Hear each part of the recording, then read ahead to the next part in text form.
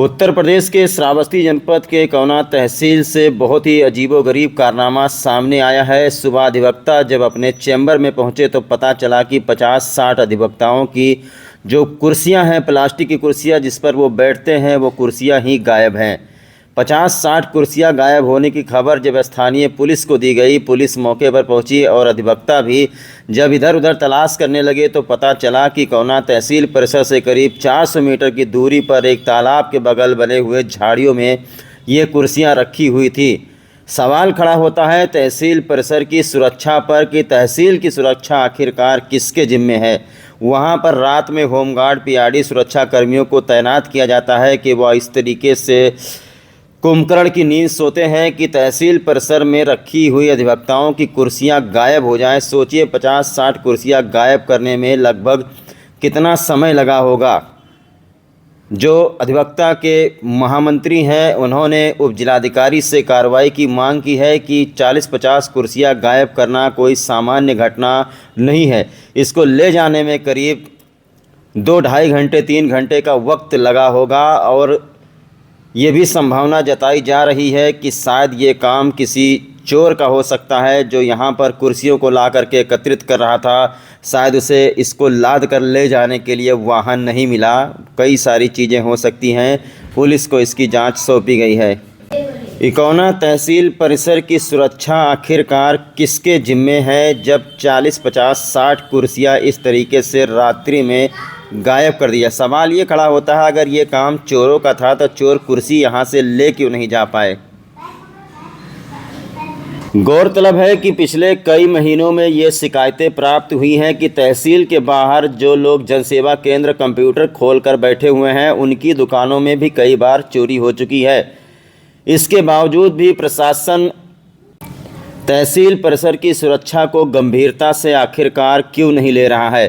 तहसील परिसर से पीछे तालाब झाड़ियों में कम से कम 50-60 कुर्सियां लाने के लिए कितना वक्त लगा होगा। क्या ये एक व्यक्ति का काम है या फिर कई लोगों ने मिलकर के इस काम को अंजाम दिया है। सवाल ये भी खड़ा होता है कि वहाँ पर सीसीटीवी कैमरा लगा है तो फिर आखिरकार ये चोर पुलिस की पहुँच से क्यों दूर है। ये इस तरीके से कुर्सियां क्रमबद्ध करके यहाँ पर ला करके रखा गया है। क्या ये एक व्यक्ति का काम है या फिर कई लोगों ने मिल करके ये साजिश किया है। ये कुर्सियां आखिरकार कहाँ ले जा रहे थे। क्या ऐसा तो नहीं कि चोरों ने कुर्सियों को ले जाने की योजना बनाई हो और गाड़ी वगैरह ना मिला हो, या फिर ये भी हो सकता है कि कोई पागल या सरफिरा हो सकता है सनकी जो इस तरीके के कारनामे को अंजाम दिया है। लेकिन इसके बावजूद जैसा मैंने कहा तहसील परिसर की सुरक्षा पर अब सवाल खड़े हो गए हैं कि तहसील में आखिरकार किसकी ड्यूटी रात में लगी हुई थी, उनसे जवाब तलब किया जाए। उनकी ड्यूटी लगाई जाती है होमगार्ड, पीआरडी की कि वो तहसील की सुरक्षा करें। जिस तरीके से सुरक्षा हो रही है आपके आँखों के सामने है। 40-50 प्लास्टिक की कुर्सियां हैं, बताया जा रहा है 50 से भी अधिक है। झाड़ियों में इस तरीके से पड़ी मिली हैं। आखिरकार कौन है वो जो अधिवक्ताओं से दुश्मनी निकाल रहा है।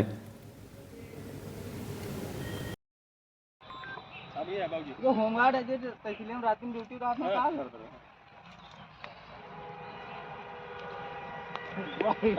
जूम करो जूम तो लागत है ये तो कुर्सियां लेके बैठा रहा ये पहिया बैठा रहा रखाई थी।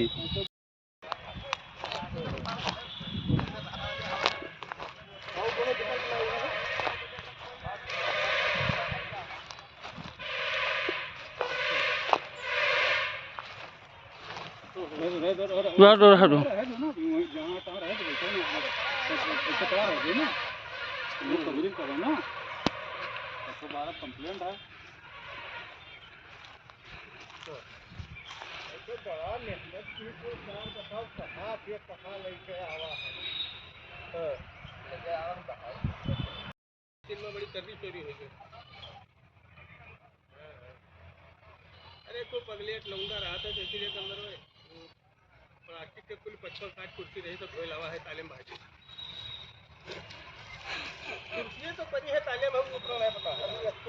लोग कहिए कि गाँव वाले नहीं जान पाए नहीं खा ले जाते सब कुर्सियाँ तो कुर्सी जब आप देखें बाहर वाली, हाँ। हाँ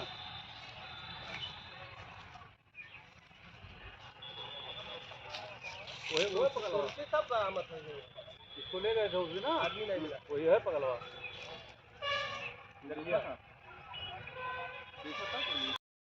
वही लाया, दूसरा कोई लाएगा ही नहीं। वही पगलवा है साला। और दूसरा अगर लाएगा ही तो यहाँ तक लाने के बाद यहाँ क्यों रखेगा, तो लेके जाएगा। और इतना ढोने में कम से कम 2 से ढाई घंटा लगा होगा।